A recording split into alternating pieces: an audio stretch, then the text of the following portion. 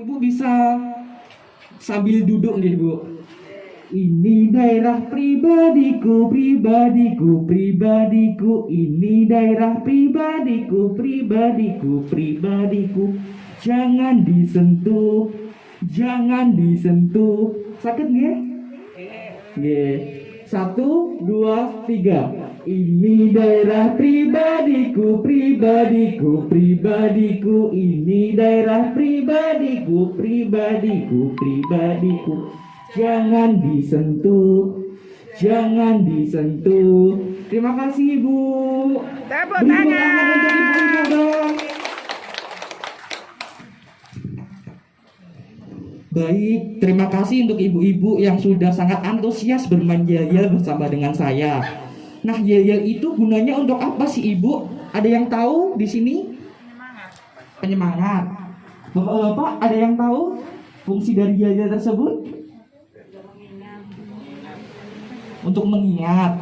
Nah, tadi Bu Lurah sempat bilang untuk jangan disentuh itu maksudnya gimana? Jadi untuk daerah pribadi kita, aset pribadi kita itu yang menyentuh hanyalah diri kita sendiri, orang tua kita dan juga pasangan kita.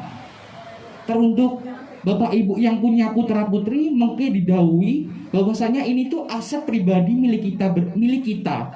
Jadi ini tidak boleh disentuh selain orang tua kita sendiri dan juga pasangan kita nantinya jika sudah menikah nih Bu.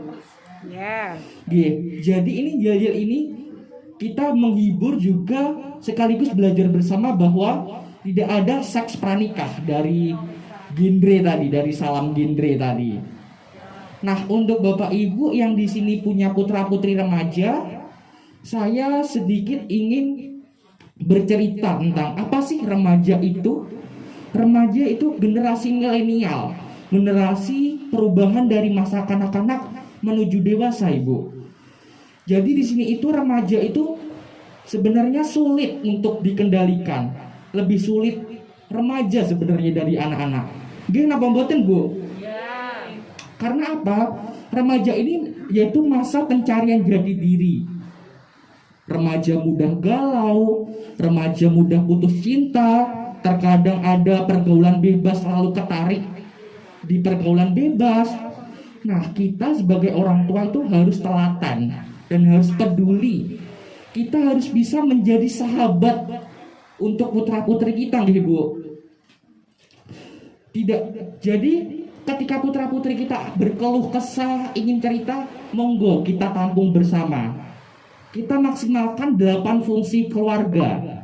Untuk ibu-ibu di sini sudah mengetahui 8 fungsi keluarga napa dereng? Nah, 8 fungsi keluarga niku disingkat menjadi ABCRSPP, yaitu fungsi agama, sosial budaya, cinta dan kasih sayang, fungsi reproduksi, fungsi sosialisasi pendidikan, fungsi pembinaan lingkungan, fungsi perlindungan. Ngoten Bu. Jadi kita harus mengerti 8 fungsi keluarga.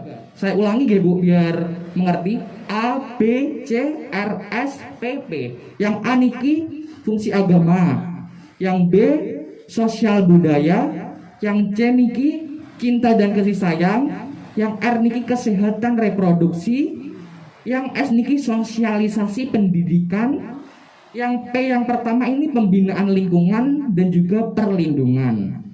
Jadi kita semua itu harus memaksimalkan yang namanya 8 fungsi keluarga. Mulai dari agama, pendidikan, cinta dan kasih sayang, melindungi putra-putri kita.